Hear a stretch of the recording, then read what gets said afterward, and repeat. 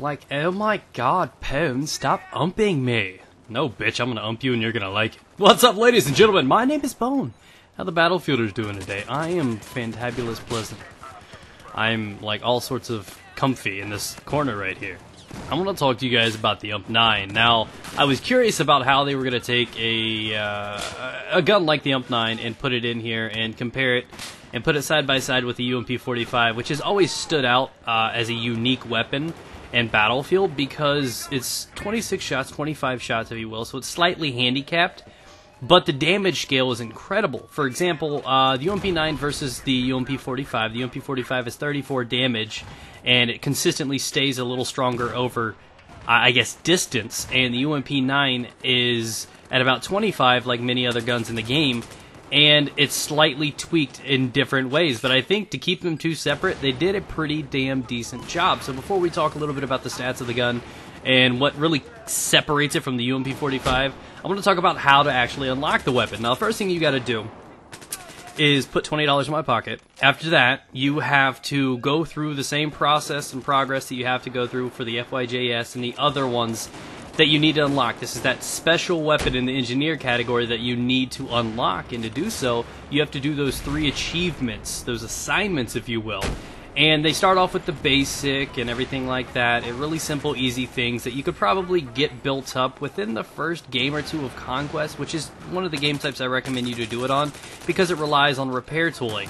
Obviously, there's simple things like get 7 kills with a carbine and then get like 16 kills with a repair tool, something like that.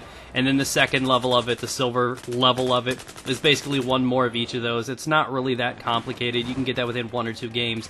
Then you move on into the veteran, where you have to get 200 kills with any carbines. Then you have to get 10 carbine ribbons, which isn't hard. You're probably going to knock out the carbine ribbons while going for the 200 carbine kills. It's just something you're going to do while using those guns. I would recommend the ACWR because that one just tears through everything and some.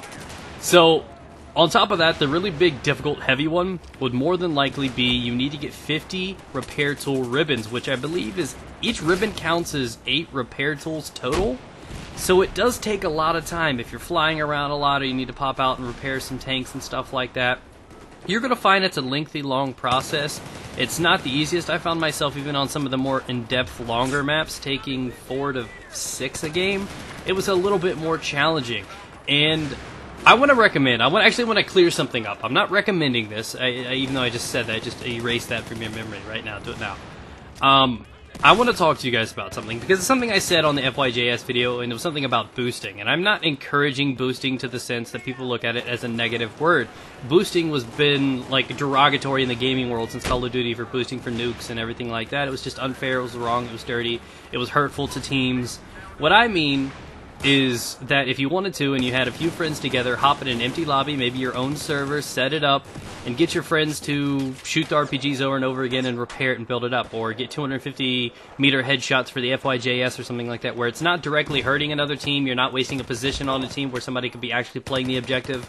It's something you're doing just to get to the things that you want a little bit quicker, and it's actually harming no one. That, to me, is perfectly okay. So I just wanted to clear that up, because a lot of people are like, oh, I can't believe you're encouraging boosting. If you think that's a bad thing, then so be it. I don't give 2 shits, because if it doesn't harm anyone, I don't think there's any foul in it. So, we'll move on to what makes this gun a little bit different from the UMP-45. It fires at 700 rounds per minute versus the 600, which is pretty solid. The one thing that I really do think it kind of gives it an advantage is it does have an additional 5 bullets, which is a good compensation for the fact that it does not have the 34 damage that its cousin does. And it also has a less spread and easier to manage recoil. So at the end of the day, the bullets travel faster, you have more of them, higher fire rate. It seems like it's better in every way, but I still prefer the UMP-45 to this because that damage just can't be matched. So thank you guys for watching. Be sure to click that like button if you do want to help support the channel.